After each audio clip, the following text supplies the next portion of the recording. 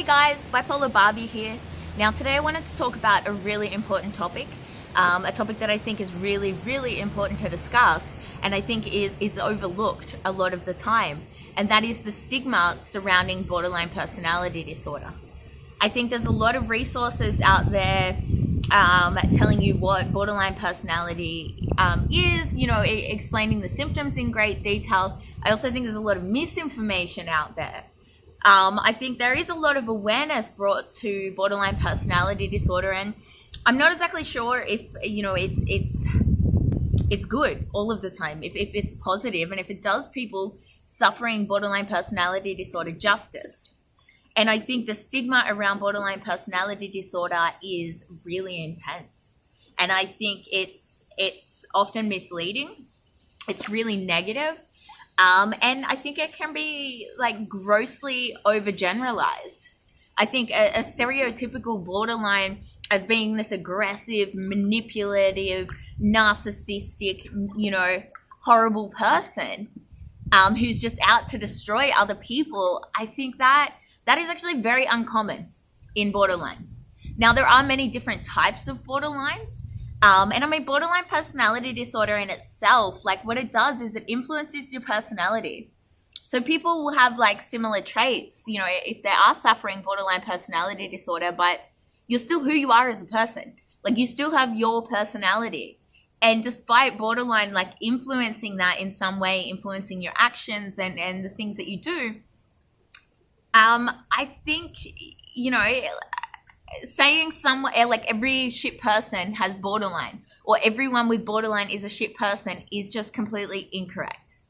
I mean, yeah, there's a lot of shit people out there, and I think at the same time there's a lot of borderlines that may exhibit those behaviors, and I think people are really vocal about expressing that opinion. People are very vocal about expressing that the negative experiences they have had with the borderline. It's almost like those types of borderlines become so apparent in the media and in people's lives because they're so outwardly expressive. They kind of give the rest of us a bad rap. And I honestly think those borderlines are like the minority. They don't accurately portray the majority of people that actually do experience and are diagnosed with borderline personality disorder. There are a lot of quiet borderlines out there, introverted borderlines, and I think they probably make up the majority. A lot of people that I have met who have quietly confided in me about borderline personality disorder are in that category. It's normally the people who are undiagnosed, who are unwilling to seek treatment, who are unwilling to accept their diagnosis, that are the people that give us this like really bad rap. And I just find that really frustrating. I watch a lot of videos on BPD, and a lot of people comment on some of my content, and when I come across really negative, stigmatized comments like that, it really annoys me that people with those negative points of view are so determined to give borderlines a bad rap. They are so determined to vocalize their opinion as if it's fact. When I read comments like, all borderlines are horrible people, stay away from borderlines, don't go near a borderline woman, all sorts of things like that. Everyone with BPD is abusive and they're narcissistic and they'll hurt you and they don't give a shit about anyone. It's like, I don't think that describes me. And people say as well that doesn't describe me. That's just not my opinion. That's not me being a borderline trying to pretend that I'm not like fucked up. I mean, I've done some things in my time that I'm not proud of. I have overreacted to certain situations. I have done things that probably have influenced other people negatively. And I'm not proud of those things. And I do feel really crap about the way that borderline has affected not only my life, but has affected the life of people around me. And I do apologize for that. I do feel terrible about that. It's important to remember where borderlines are coming from. Like, understanding borderline personality disorder is very important. Not just the symptoms, not just how to identify with someone with borderline personality disorder. There is a lot of incorrect information out there. There's a lot of victim shaming mentality. understanding what causes borderline personality disorder, most prominently psychological child abuse. And I think that in itself, people don't understand. People don't see psychological abuse as important, as significant. Things like sexual assault and physical abuse are so much more widely accepted.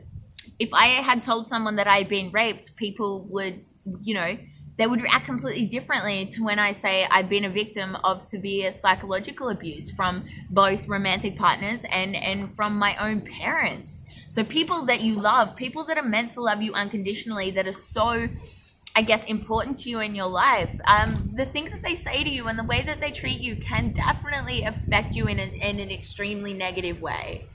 And they can influence you to do very strange things.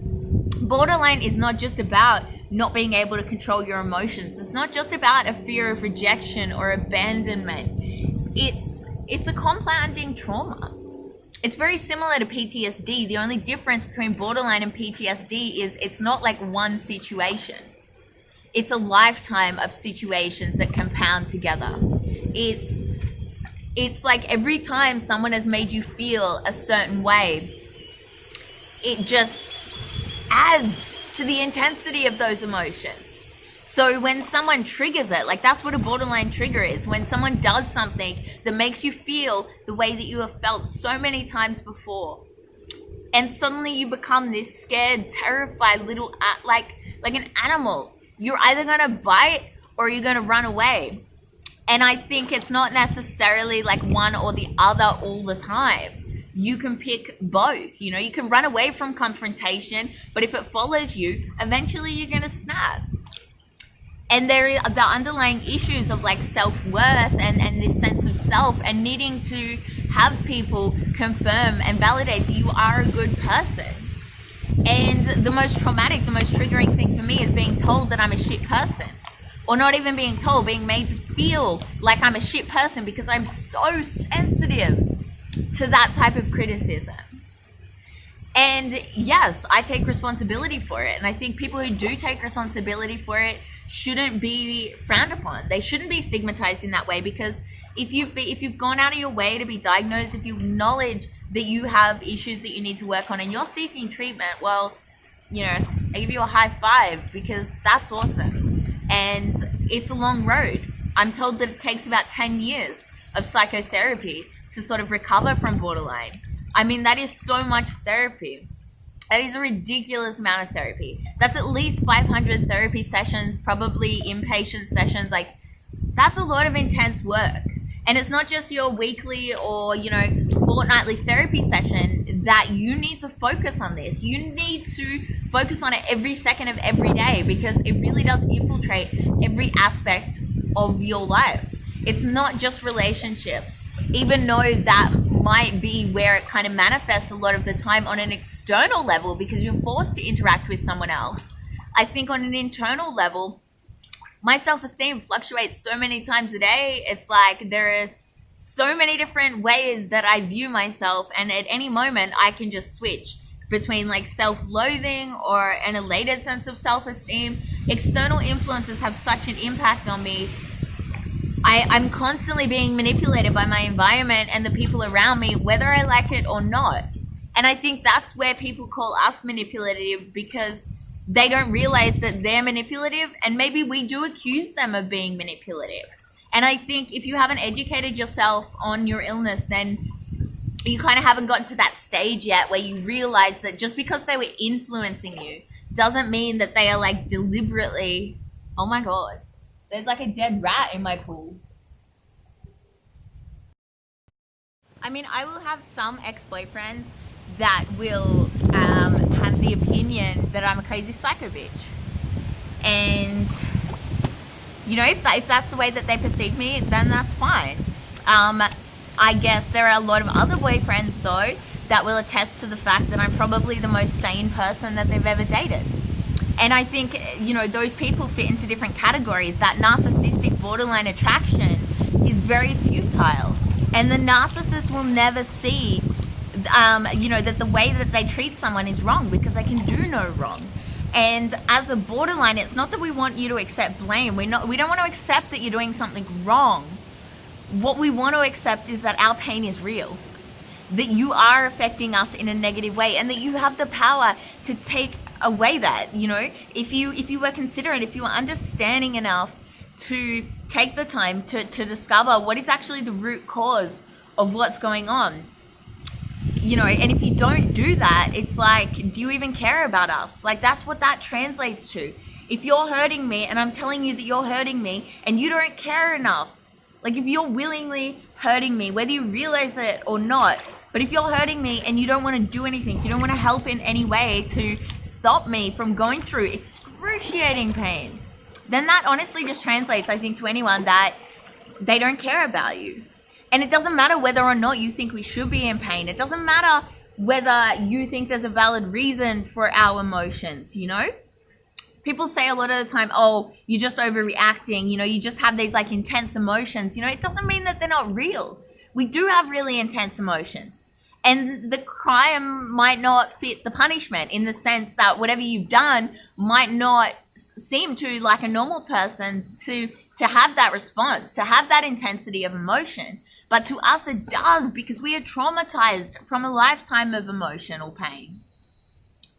And I honestly think, like, if I had been, you know, a victim of like severe sexual abuse, and someone I was dating or anyone in the community had found out about it or had triggered that in some way, they would be a lot more understanding. They would probably react in a more positive way. They would maybe take ownership of that. They would take the time to try and understand and think, you know, assist in ways that they could help. They could avoid triggering those sorts of things. But when it's psychological trauma, people just tell you to get over yourself. And I just think that is really frustrating. The effects of psychological abuse are so underrated. Like, there's just no words for it. Like, people don't recognize it. People don't see it as significant. And that is one thing that needs to change. Because this saying, sticks and stones will break my bones, is just not true. It's not true for a lot of people. Like, sticks and stones will break your bones, but like, names will haunt you forever. The things that people say to you and the way that people make you feel is going to be with you for the rest of your life. Like, those scars are internally and they can't dry out. They can't heal in the same way. It really takes a lifetime to heal them. And because they are open for so long, like, the risk of infection is so intense. So it's like they kind of never heal because they're always being like opened up. So I'm not saying we should go out of our way and educate everyone about, you know, their ignorant views on borderline personality disorder, because normally the people that feel strongly about it are just not willing to be educated. They're probably the people that feel like they've been hurt or affected by borderline in a negative way because they didn't take the time to understand, you know, the person that they interacted with. So they're not going to understand you. They don't want to. They don't want to see the role that they potentially play. I think they're honestly the ones that are playing the victim, because that whole concept is just really stupid. That accusation, it's like, I'm not playing a victim if I am a victim. I'm a victim of a type of abuse that nobody wants to recognize. So therefore, the way in which it affects me is like all made up. It's all in my mind, when it's not. It's so deeply ingrained into my subconscious, into my personality, into my sense of self, that I cannot escape it. I can't run from it. It literally affects me like every second of every day. And I just really want people to be more open-minded about being borderline, more educated.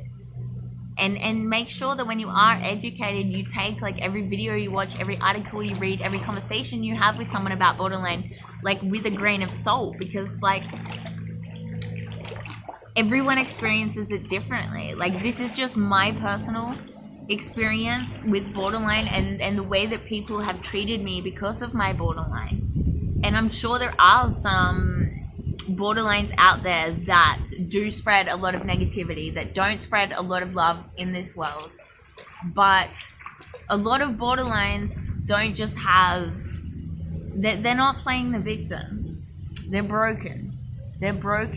They feel weak, and they feel really crappy about themselves, and the people of this world and the way that people treat them and interact with them and the things that they say has such a heavy influence on them. So I think, you know, it's always the people that have influenced them negatively and triggered things that are definitely going to be verbal on this subject. And I just think that's really sad. That is really sad. So if you guys like this video, make sure to subscribe, and in the comments below, just like let me know your experiences with this like stigma around borderline personality disorder.